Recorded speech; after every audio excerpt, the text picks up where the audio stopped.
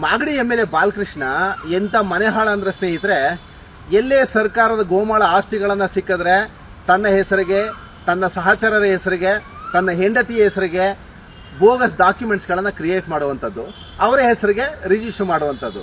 ಆಮೇಲೆ ಈ ಹಿಂದಿನ ಕಾಲದಿಂದಲೂ ಏನಾಗುತ್ತೆ, ಯಾರೋ ಒಬ್ಬರು ಪೊಸಿಷನಲ್ಲಿ ಇರ್ತಾರೆ, ಆ ಪೊಸಿಷನಲ್ಲಿರೋಗೆ ಫಾರ್ಮ್ ನಂಬರ್ 51, 53, 55 ಈ ಅಪ್ಲಿಕೇಶನ್ಗಳನ್ನು ಗೋಮಾಳಗಳಿಗೆ ಅಪ್ಲಿಕೇಶನ್ ಹಾಕೊಂಡು ಸಾಗುವಳಿ ಚೀಟಿಗಳನ್ನು ತಗೊಳ್ಳೋದಕ್ಕೆ ಅವ್ರಿಗೂ ಮಾಹಿತಿ ಇರಲ್ಲ.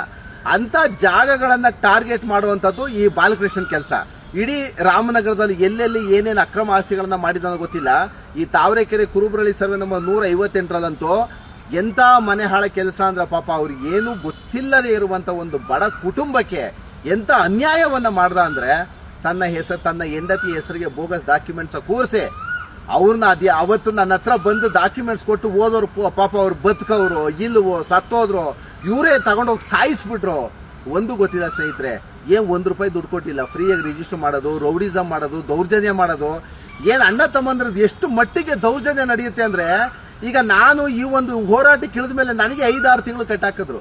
ಯಾನು ರೌಡಿಗಳ ಹತ್ರ ಫೋನ್ ಮಾಡಿಸೋದು, ಡಿಪಾರ್ಟ್ಮೆಂಟ್ ಅವ್ರ ಹತ್ರ ಫೋನ್ ಮಾಡಿಸೋದು, ಬಾಲಣ್ಣನ ವಿಚಾರಕ್ಕೆ ಬರೋರು ಯಾವಂದ್ರೆ ಅವನು ಬಾಲಣ್ಣ ಆದರೆ ನಿಮಗೆ ಬಾಲಣ್ಣ, ನನಗೆ ಯಾಕೆ ಬಾಲಣ್ಣ ಆಗ್ಬೇಕು ಅವನು?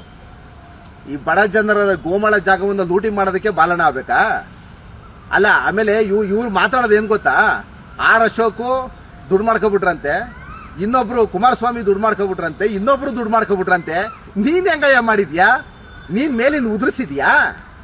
ಉದುರಿಸ್ಬಿಟ್ಟು ದುಡ್ಡು ಮಾಡಿದ್ಯಾನಯ್ಯ ಮಿಸ್ಟರ್ ಬಾಲ? ಆಮೇಲೆ ಫಸ್ಟ್ ನೀನೇ ನ್ಯಾಯವಾಗಿಲ್ಲ. ಆ ಪಾಪ ಅಶೋಕ್ ಬಗ್ಗೆ ಮಾತಾಡ್ತೀಯ, ಆ ಕುಮಾರಸ್ವಾಮಿ ಅವ್ರ ಬಗ್ಗೆ ಮಾತಾಡ್ತೀಯ, ಇಲ್ಲ ಸಲ್ಲದು. ಆಮೇಲೆ ಬಾಯಿ ಬಿಟ್ರೆ ಹೆಂಗೆ ಗೊತ್ತಾ ಇವ್ರು ಮಾತಾಡೋದು, ಏನು ನಾನೇ, ನನಗಿಂತ ಬಿಟ್ಟರೆ ಬುದ್ಧಿವಂತ ಇನ್ಯಾವನೂ ಇಲ್ಲ. ಆಮೇಲೆ ಸ್ನೇಹಿತರೆ ಒಂದು ಅರ್ಥ ಮಾಡ್ಕೊಳ್ಳಿ, ಈ ಏನಾಗಿದೆ ಅಂದರೆ ಹಾಲನ್ನು ಕಾಯೋಕ್ಕೆ ಬೆಕ್ಕನ್ನು ಕಾವಲಿಗೆ ಬಿಟ್ಟಂಗೆ ಇವನೇ ದೊಡ್ಡ ಭೂಗಳ, ಬಾಲಕೃಷ್ಣನೇ ದೊಡ್ಡ ಭೂಗಳ. ಇವನಿಗೆ GBIT ಉಸ್ತುವಾರಿ ಏನೋ ಕೊಟ್ಟಿದ್ದಾರಂತೆ. ಆಮೇಲೆ ಈ ಮನೆ ಹಾಳು ನೋಡ್ರಿ, ಇವು ಹೆಂಗೆ ಮಾತಾಡ್ತಾರೆ ಅಂದರೆ, ನಮಗೆ ಯಾವ ರೀತಿ ಕಟ್ಟಾಕ್ತಾರೆ ಅಂದ್ರೆ ಬರೀ ರೌಡಿಸಮ್, ಬರೀ ಡಿಪಾರ್ಟ್ಮೆಂಟ್ ದುರುಪಯೋಗ ಅಧಿಕಾರದ ದುರುಪಯೋಗವನ್ನು ಎಷ್ಟು ಪಟ್ಟು ಮಾಡ್ಕೋತಾರೆ ಅಂದರೆ ಇವ್ರ ವಿರುದ್ಧ ಯಾವನು ನಿಂತ್ಕೊಳ್ಳಂಗಿಲ್ಲ. ಏನು ಕತ್ರ ಸಾಕ್ಬಿಡ್ತೀರಾ, ಸಾಯಿಸ್ಬಿಡ್ತೀರಾ ನನ್ನ? ಎಷ್ಟು ಮಟ್ಟಿಗೆ ಹಿಂಸೆ ಕೊಡುವುದು ಒಬ್ಬ ವ್ಯಕ್ತಿಗೆ? ಮಾಡಿರೋದು ಮನೆ ಹಾಳು ಕೆಲಸ. ಬೋಗಸ್ ಡಾಕ್ಯುಮೆಂಟ್ಸ್ನ ಕ್ರಿಯೇಟ್ ಮಾಡ್ಕೊಬಿಟ್ರು, ರಿಜಿಸ್ಟರ್ ಮಾಡ್ಕೊಬಿಟ್ರು.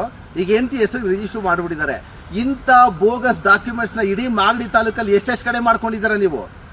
ಆಯಿತು, 7 ಸಲ MLA, ನೀವು ಒಂದು 5 ಸಲ, ನಿಮ್ಮ ತಂದೆ ಒಂದು 2 ಸಲ, 7 ಸಲ MLA ಆಗಿದ್ದಾರಲ್ಲ ಮಾಗಡಿನಲ್ಲಿ. ಏನು ಕಿತ್ತುಗುಡ್ಡೆ ಹಾಕಿದಾರ ನೀವು ಮಾಗಡಿನಲ್ಲಿ?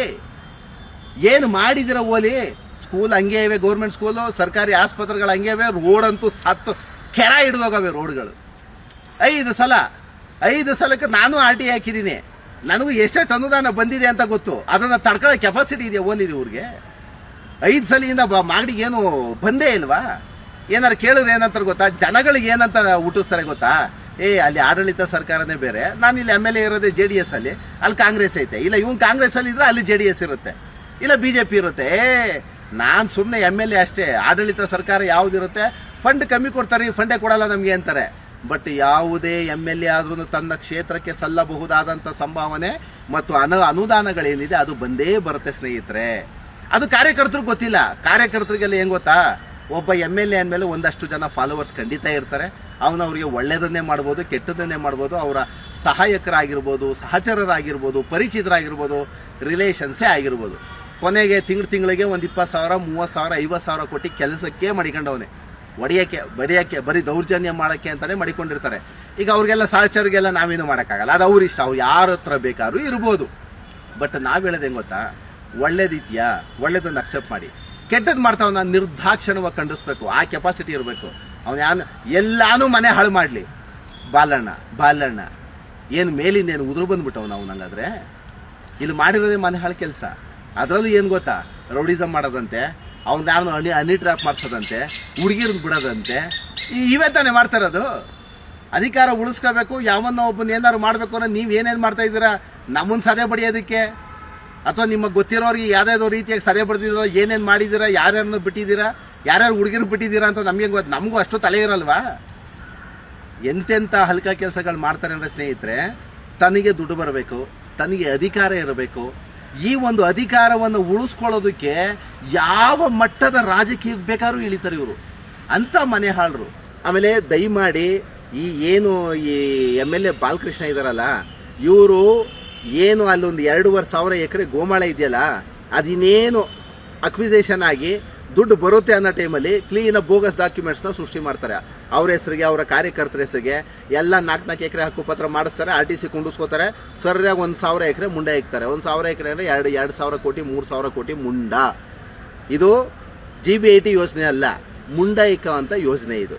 ಇದೇನಾಗುತ್ತೆ ಅಂದರೆ ಜನಗಳಿಗೆ ಒಳ್ಳೇದಾಗುತ್ತಾ?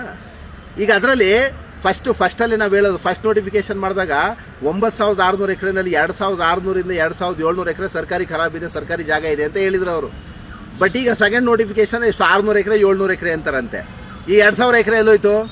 ಈ ಮುಂಡೆ ಇಕ್ಕೋರು ಅವರಲ್ಲ, ಡಾಕ್ಯುಮೆಂಟ್ಸ್ ಕ್ರಿಯೇಟ್ ಮಾಡೋದ್ರಲ್ಲಿ A1 ಇವರು ಕ್ರಿಯೇಟರ್ಗಳು, ಇವರು ಡಾಕ್ಯುಮೆಂಟ್ಸ್ ಕ್ರಿಯೇಟ್ ಮಾಡೋದ್ರಲ್ಲಿ ಕ್ಲೀನಾಗಿ ಅವ್ರ ಹೆಸರಿಗೆ RTC ಕುಂಡಿಸ್ಕೋತಾರೆ, ತೊಗೋತಾರೆ ಅಕ್ವಿಸೇಷನ್ ಅಮೌಂಟನ್ನು.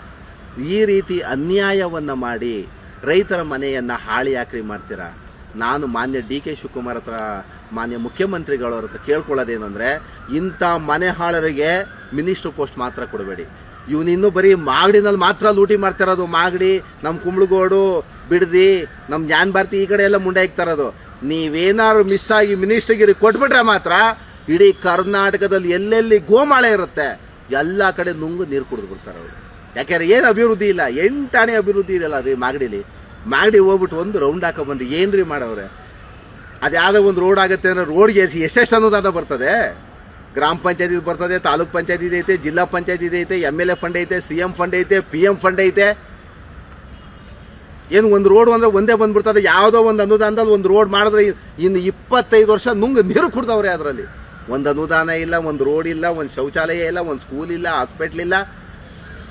ಏನಾದ್ರು ನಿಮಗೆ ಒಂದು ಜನ ನಿಮ್ಮನ್ನು ಕ್ಷೇತ್ರದಿಂದ ಆಯ್ಕೆ ಮಾಡಿದ್ದಾರೆ ಅಂದ್ರೆ ಒಂದು ಒಳ್ಳೆ ಕೆಲಸ ಏನಾದ್ರು ಮಾಡಿದ್ದೀರಿ? ಅಲ್ಲೆಲ್ಲ ಹೋಗೋದು, ಪಾರ್ಕಲ್ಲಿ ಒಂದು ಸೀಟ್ ಹಾಕೋದು, ಅಲ್ಲೇ ಯಾವುದೋ ಹೋಗೋದು, ಯಾವುದೋ ಒಂದು ಡೆವಲಪ್ಮೆಂಟ್ ಮಾಡೋದು, ಜನಗಳಿಗೆ ಬೇಕಾಗಿರೋ ಅಂಥದ್ದು ಏನಾದ್ರು ಮಾಡಿದ್ದೀರಾ?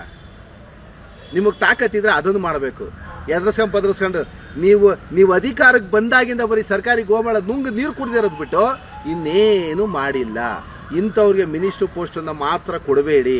ಆಮೇಲೆ ದಯಮಾಡಿ ಇವತ್ತಿಂದನೇ ನಾನು ಮಾನ್ಯ DC ಜಗದೀಶ್ ಅವ್ರ ಹತ್ರ ಆಗಲಿ, ನಮ್ಮ ಎಲ್ಲ ಇಡೀ ಸರ್ಕಾರದಲ್ಲಿ ನಾನು ಮನವಿ ಮಾಡುವಂಥದ್ದು, ಇಮ್ಮಿಡಿಯೇಟ್ ನಾನು ಅಪ್ಲಿಕೇಶನ್ ಹಾಕ್ತೀನಿ, ಇವ್ರ ಮೇಲೆ ಸುಮೋಟೋ FIR ಅನ್ನು ಹಾಕಿ ಜೈಲಿಗೆ ಹಾಕುವಂಥ ಕೆಲಸವನ್ನು ಇಮ್ಮಿಡಿಯೇಟ್ ಮಾಡಬೇಕು ಅಂತ ನಾನು ಮಾನ್ಯ ಸರ್ಕಾರದಲ್ಲಿ ಮತ್ತು ನಾನು ಎಲ್ಲ ಶಾಸಕಾಂಗದ ಸದಸ್ಯರು ಏನಿದ್ದಾರೆ ಎಲ್ಲ MLAಗಳಲ್ಲಿ ನಾನು ಮನವಿ ಮಾಡುವಂಥದ್ದು.